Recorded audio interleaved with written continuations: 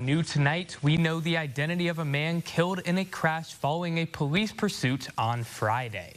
In a news release today, Indiana State Police Sergeant Matt Ames says 24-year-old Caleb Long died after crashing his motorcycle near the Vigo County Courthouse. A trooper tried to pull Long over just before 7 p.m., but he did not stop, leading to a pursuit. The motorcycle ran a red light and collided with an SUV at the intersection of 3rd Street and Bay Way. Ames says a crash reconstruction team is continuing to work this case.